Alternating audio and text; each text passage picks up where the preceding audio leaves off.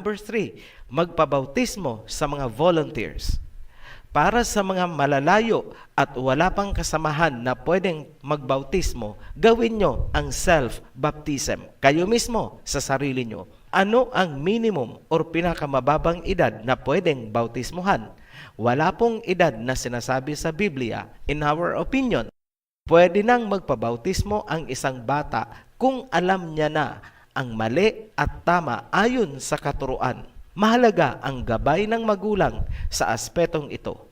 Paunawa, ang bautismo ay hindi pagbibigay ng pangalan sa sanggol. Yan po ay isang tradisyon lamang at wala sa Biblia.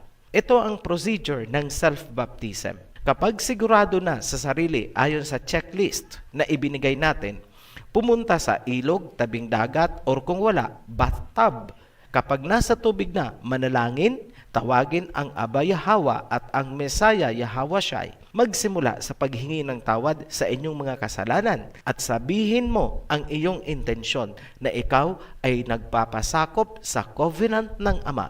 I-proclaim mo na ang baptism. Binabautismahan ko ang aking sarili sa pangalan ni Aba Yahweh, Mesaya Yahweh Shai at Holy Spirit. Ilubog ang sarili sa tubig. You are done. Welcome to a new life in the covenant. Kung dalawa kayo or grupo, isa sa inyo ang mangunguna sa group prayer. Note, ang group prayer ay pinangungunahan ng volunteer baptizer kung siya ang magsasagawa ng baptism.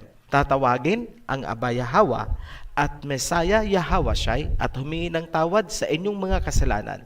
Pagkatapos ng prayer, isa-isang isasagawa ng volunteer baptizer or group leader ang paglulubog sa tubig. Alamin muna ang pangalan ng nagpapabautismo. Example, Tonyo, binabautismohan kita sa pangalan ni Aba Yahweh, Mesaya Yahweh Shai at ng Holy Spirit. Then, ilubog sa tubig. Paunawa, ang bautismo na inyong ginawa ay sa tubig lamang gaya ng ginagawa ni John the Baptist.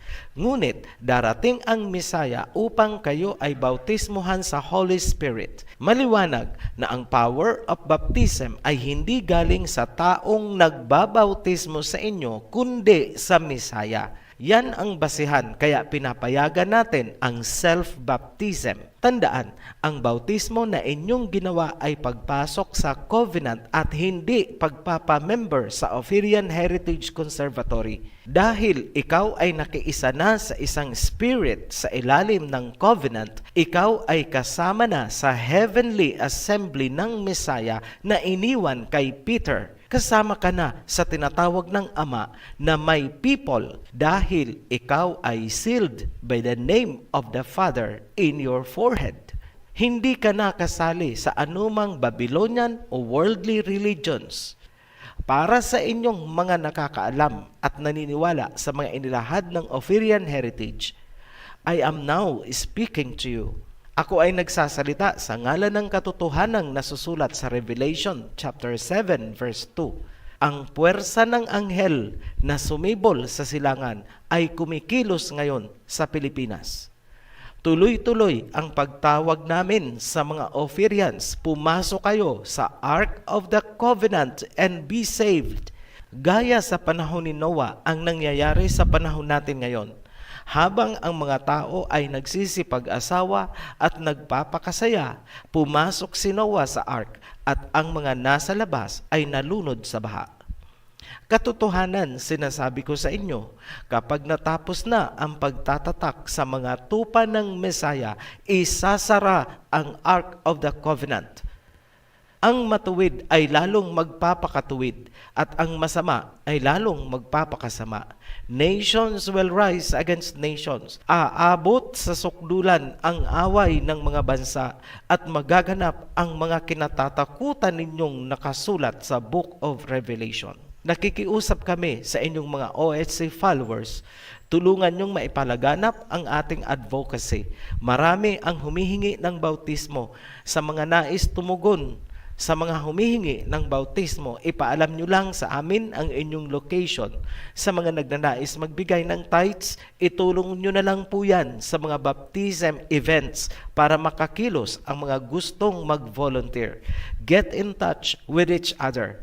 We appreciate kung ipapaalam nyo rin sa amin bago gawin ang isang baptism event para mai-announce natin sa mga subscribers. The harvest is plenty, but the workers are few. Go ye therefore and teach all nations, baptizing them in the name of the Father and of the Son and of the Holy Spirit. Muli po kaming nagpapasalamat sa mga patuloy na sumusuporta sa advocacy na sinimulan natin. Para sa mga new subscribers, welcome to the Heritage. At para sa lahat, be blessed. Shalom.